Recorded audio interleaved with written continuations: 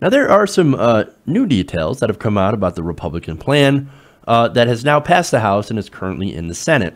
So right now there are two different versions, and both of those versions share a few terrible things in common, but also have some differences. Now, I'm going to focus on the Senate bill, but I will go back to the House bill to show you some of the other very disturbing things that are in that bill that could end up getting into that final version. Now, according to a new report from the Congressional Joint Committee on Taxation, the latest version of the Senate bill would effectively raise taxes for lower-income Americans by the year 2021. Now, think about that, right? This entire tax bill is sold on the premise that, no, don't worry, middle class.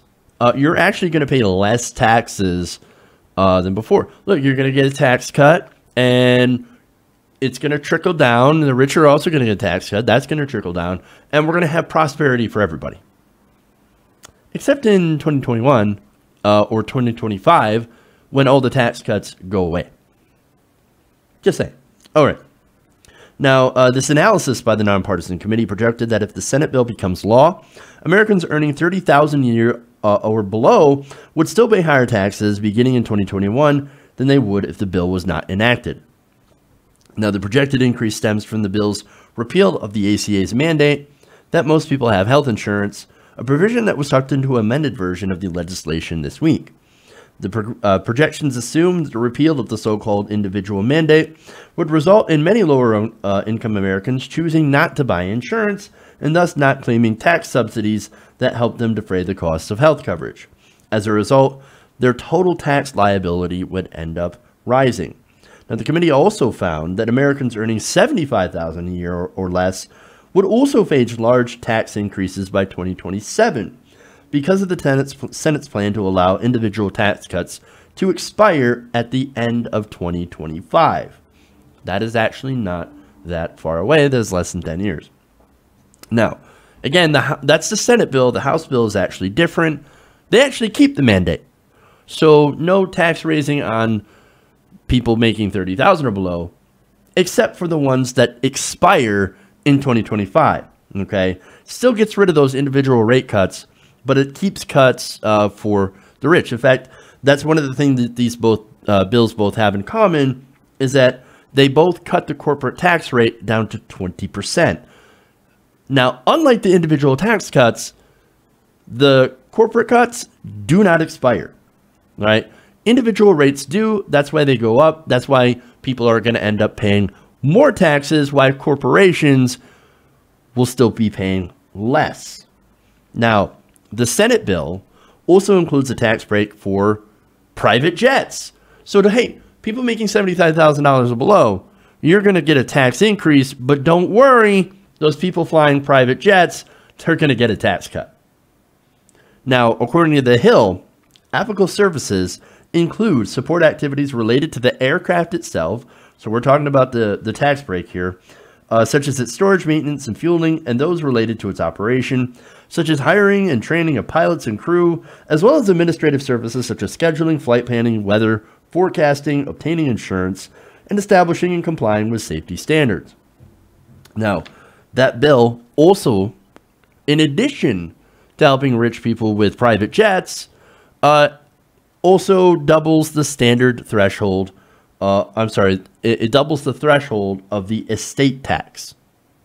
So what that means is you end up having more money for wealthy heirs. The estate tax does not kick in for people making under $11 million a year. Now, in the House bill, of course, which recently passed, it's also been shown that half of the benefits, at least, go to the very rich. So again, you've got two versions of the same plan with the same goal. Tax cuts for the rich. Now, for the Senate bill, of course, again, people making under $75,000 a year will get a tax increase. That means about 65% of all households will lose under this bill, while the rest, mainly the rich, are winning. And in fact, the richer you are, the more of a tax cut you actually receive, the more money you actually save overall. Now, tell me again how the Republicans are the party of the middle class. Now, they're giving gigantic tax cuts to the rich. again, for private jets. They're also going to end up destroying the ACA in the process because, of course, without that individual mandate, there are a lot of people that will choose not to buy insurance. So you will end up paying more in taxes, and the insurance market will basically implode as, you know, people will flee the market, and you're going to end up only the people that need insurance, people with pre-existing conditions, being in the market, and they're going to see their prices explode. This is a Republican tax plan. And what's worse, they actually have a good chance of getting this through. Again, this passed the House, and they only need a simple majority of 51 senators. Or, of course, they only need 50 senators, and Mike Pence can come break a tie. Now, what's worse is that this plan, if it goes through, again, it adds $1.5 trillion to the deficit, right? Now, there is a stipulation, and it's called pay-go, right? Now, if this passes, immediately there will be cuts put into place to offset the cost. Now, these cuts will come from social programs. There's a $25 billion cut in Medicare immediately after this passes. So you're cutting Medicare. It also cuts student loans and also screws over grad students, among many other things. Not only that, but the elimination of state and local tax deductions ends up screwing you over if you're in a big city that happens to have higher taxes. So if you're in New York or if you're in California, get ready. You're no longer going to have that state and local deduction. You're going to get a gigantic raise in your taxes. Look, the only clear winners in this plan is, well, number one, Donald Trump and his family, right? Who in analysis would actually save up to about $1 billion a year. Now, personally, Trump would save about $20 million. The rest ends up going to his heirs, because of the removal of the estate tax. And a lot of the savings will also come from repealing the alternative minimum tax. So when he went out there and he said, look, this tax plan is fantastic, but you know what? It's not fantastic for me. It's actually terrible for me. Boy, I'm taking a big hit, right? No. The only hits that he's taken is from whatever the hell he's smoking to come up with those numbers. He ain't taking a hit.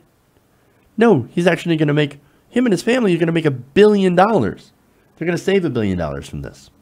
Well, the only winner here is Donald Trump, as well as giant multinational corporations. Poor people, the middle class, people on Medicare, people who need health care, and the federal budget are all clear losers in this plan. Do not fall for the Republican hype. Hey everybody, thanks for watching this video. If you want to see more like this, please hit the subscribe button below.